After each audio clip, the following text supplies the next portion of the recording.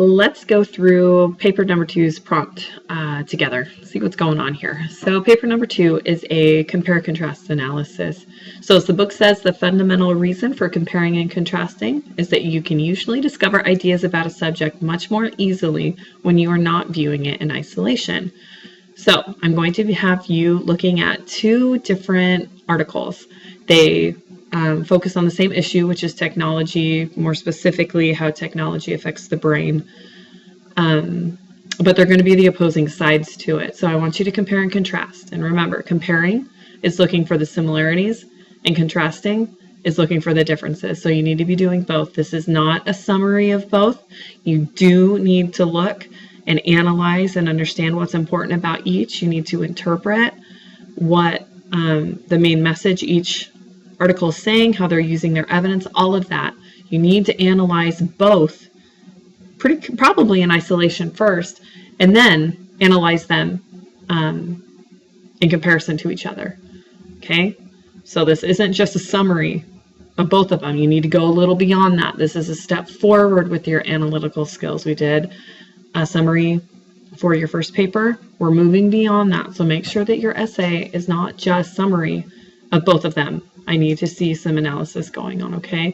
But you're really not making an interpretive leap. You're not really critiquing either of them, but we'll get more on that later. So pretty much make sure the easiest thing to do when you get started is to make sure you have a clear thesis statement. Obviously that can change, but when you get started, make sure you have a pretty clear focus when you start writing so that you stay focused on that, and then you develop it well and so on as you go forth. In your paper.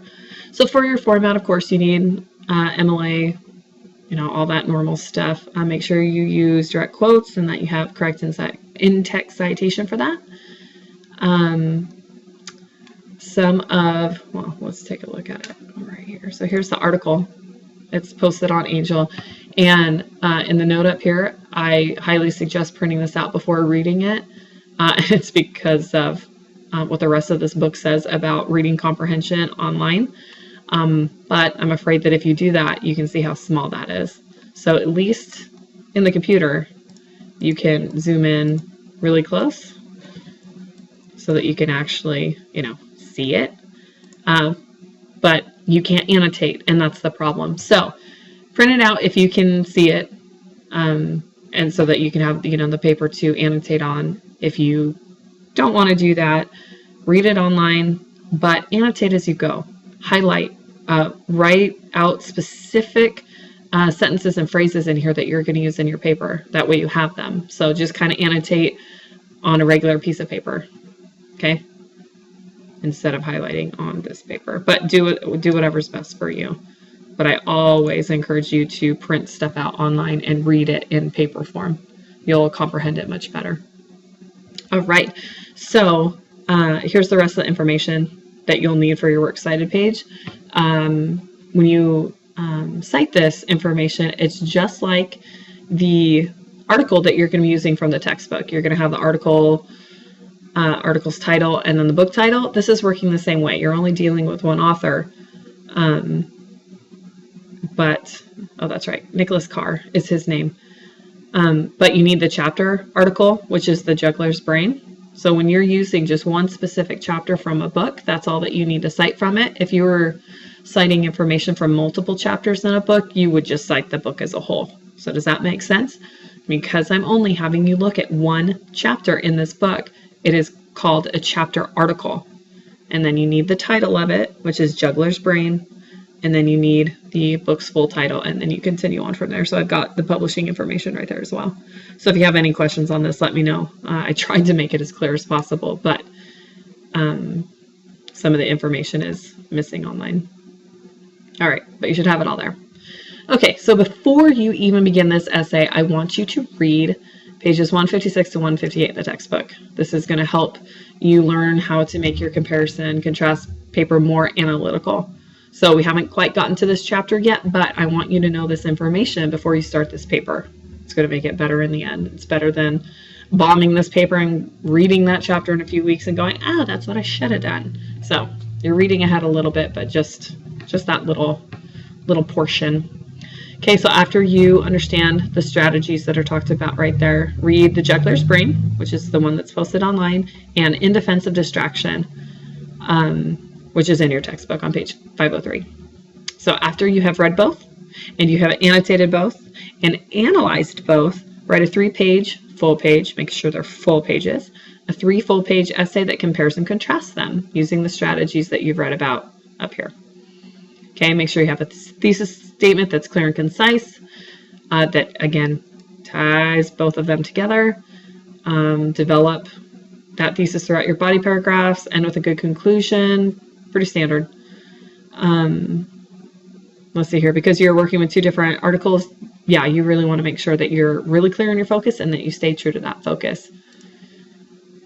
Again, don't summarize the articles, but look at how they relate to each other, how they present their information, because again, they're completely opposite viewpoints. As you can tell by the name, The Juggler's Brain is about people who try to obviously juggle multiple things at once in terms of technology, and how distracting that is, and what that's doing to your brain when you sit there with your laptop, your cell phone, your iPod, and all that stuff going on. So he's the against it side. And then obviously In Defense of Distraction is the other side of it. Okay, but you might actually find pieces of information within both articles that go for the other side. Okay, so analyze them both, look at how they are working together in the same topic, look how they go separate, all of that. If you have any questions on that, let me know. But compare contrast is probably nothing new to you. We're just trying to make it a little more analytical. Okay, so you're not critiquing how well they did their job. You're not critiquing how well they use their sources. You're not critiquing them. You're not saying, well, I like The Juggler's Brain better because I agree with it. It doesn't matter which one you agree with, because you're not really making an interpretive leap. You need to stay pretty objective. So again, it's a step up from just plain summary, but it's not quite an interpretation. You need to analyze and see how the articles are working together on this one topic, and then analyze from there. Okay, does that make sense? You're not arguing anything hardcore. And if you do want to make a little interpretive leap, I guess it's up to you. But really, it's not quite an interpretation, but it's more than a summary. Mostly it's just looking at how you can analyze the two in relation to each other. So your audience for this paper is someone who's read both articles, and I'm doing that so that you don't have to spend your time, again, summarizing. You need to be analyzing, not summarizing. Now, if you're stating an example from one of the articles, obviously you need to summarize, but that should only take a sentence or 2. Okay, so again, I don't want your whole paper to be a summary of one, a summary of the other, and be done with it. That's not going to get you very far if you turn this in for the portfolio. Okay, so only summarize when you absolutely have to, and just assume that your reader knows what you are talking about. But just imagine someone comes up to you and says, hey, you've read both of these. How are they similar? How are they different? And bam, you answer them. Okay? So just like with the last paper, I will give you participation points for this, but I won't give you an actual grade. So make sure you turn it into the Dropbox on time and with a response sheet that is following this prompt. Otherwise, I will not give you points for it or comments on it. Okay? And that's going to be the same for every paper. All right, so here's the response sheet. Some things obviously have changed from the last paper because this paper is different. So make sure you read through all of this stuff. It's got all the specific MLA stuff I'm looking for. So please make an effort to actually do that. I know when your margins are off. I know when your page numbers are wrong. I really do notice all this stuff because I'm looking at your documents in Word. All I have to do is look. It's really not hard for me, and yet students frequently don't change anything. I really do know. I know that your spacing's off without even looking up here. Okay, so make sure you read through these. If anything doesn't make sense, let me know, but it's pretty standard based on what we've covered in the course and what's in the prompt. So there you are. Again, if you have any questions, let me know.